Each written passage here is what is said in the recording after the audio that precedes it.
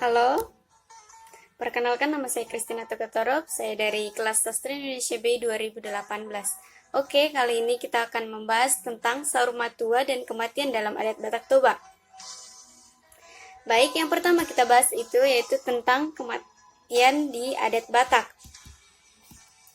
Pelaksanaan adat bagi orang meninggal berbeda-beda sesuai dengan tingkat hagabeon dari orang yang meninggal.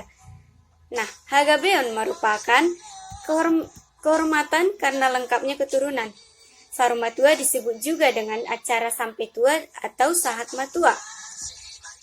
Saur Matua adalah meninggal setelah mencapai umur yang tinggi. Semua anaknya sudah kawin.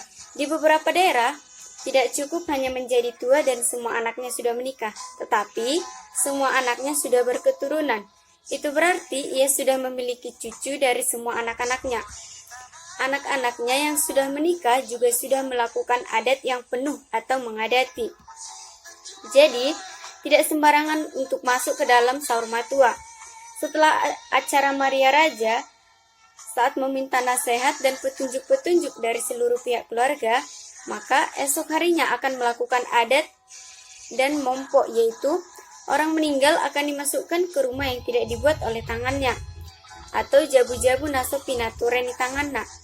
Orang meninggal itu akan memasuki tempat yang tidak dibuat olehnya. Dalam bahasa yang lebih konkret, mayat itu akan dimasukkan ke dalam peti mati. Sekilas tentang jenis-jenis kematian bagi orang Batak dibagi menjadi beberapa bagian, dan setiap bagian berbeda nilainya.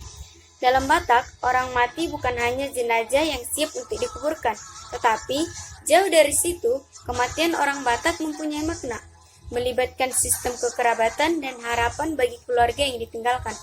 Untuk anak yang meninggal disebut tilaha dan termasuk pemuda yang belum kawin, ini belum masuk adat. Untuk orang yang meninggal tanpa keturunan disebut mate punu.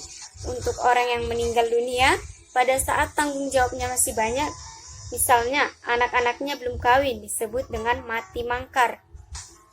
Untuk orang yang meninggal dunia tetapi anaknya sudah ada yang kawin, meskipun belum semua karena masih memiliki anak yang perlu untuk diurus, ataupun si sarihononna, disebut sari matua. Untuk orang yang meninggal dunia tetapi semua anaknya telah untuk orang yang meninggal dunia tetapi semua anaknya telah menikah dengan adat yang penuh dan sudah mempunyai keturunan, ini disebut dengan Saur Matua. Nah, ada satu lagi tentang meninggal, yaitu Saur Mauli Bulung, yaitu untuk orang yang meninggal dunia di mana semua anaknya sudah mempunyai cucu. Dengan kata lain, yang meninggal sudah mempunyai cicit atau buyut. Dalam Batak disebut Marnini Marnono. Dan satu kriteria lagi untuk disebut Mauli Bulung, yaitu belum ada keturunannya yang meninggal sebelum orang itu meninggal. Nah, itulah tadi kita